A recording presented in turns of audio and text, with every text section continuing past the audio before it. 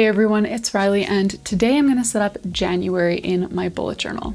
So for my journal this year, if you guys watched my 2023 setup video, you'll know that I'm using these brand new journals that I just launched in my shop. I'm going to have links for all of those journals down below because I have the ones that I just launched that are like the paper airplane theme with the fun linen covers, but then I also have a few left from previous launches. So you can check all of those out if you're interested. I also do have my undated planner, which I'm not going to talk too much about. I just get so excited about it, but I'm not going to spoil everything that's in there because I have a whole video flipping through this planner that I'll link right up here. But these are available in my shop as well. If you would like to check any of that stuff out, you can find the links down below. Also, you can find the links for all of my supplies, like the markers and washi tape and stamps and stickers and stuff that I use. I always try to link those down below along with discount codes when possible. So head to the description if you're interested to know about the different things that I'm using.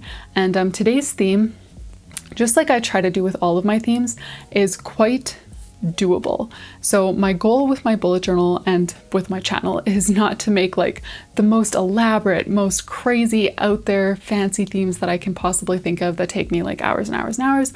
That's just not my speed at all. I like my journal to be functional. I like it to look cute, but for me, that's like not top priority. So today's theme is going to be really quick, really easy to set up. And if you appreciate that kind of thing, I hope that you'll consider subscribing to my channel because I try to post a lot of content like that here on my channel. Just things that are really doable for people in a time crunch or who just want something easy and cute to put into their bullet journal. So yes, enough about that. If you enjoyed this content, please consider subscribing to my channel and let's get started with the planning.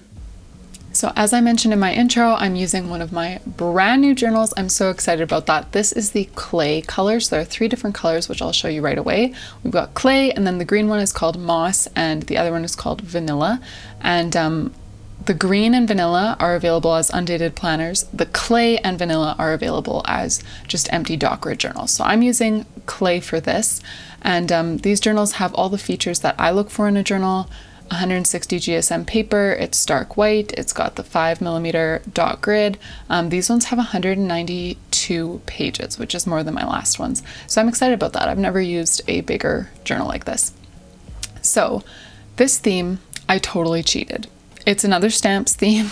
I love those themes because they're so quick. I don't love them because they're not, you can't do the same thing if you don't have these stamps. I will say this stamp set, which you can kind of see off to the side, these are from Journal Say, and I have a discount code for Journal Say down below. It was literally $2 to buy this sheet of stamps, and I bought a bunch of sheets of stamps, and I'm actually going to have a little haul video coming up soon with the stuff that I got from Journal Say because it is so affordable. And I know for me, when I shop for stationery, I'm not huge on buying like one-time use things, like stickers. I think they're fun, but I don't normally go for those because I like to buy things that are just like reusable. So markers, of course, that's like the number one stationery item that I shop for. But the second thing that I look for is always stamps because you can use them as many times as you want. One thing that I never really do, but you totally can do, is actually just color on the stamps with like a water-based marker, like a Crayola marker, a Tombow marker. You can just color straight onto there if you want to use different colors and you don't have like ink pads in that color. But I just decided to stick with black ink. And yeah, the reason that I went with such a quick and easy theme is because this setup is late. I am never late with my bullet journal, and honestly, the last like week and a half of January, which I've been on holidays, so I haven't been using my bullet journal as much as usual.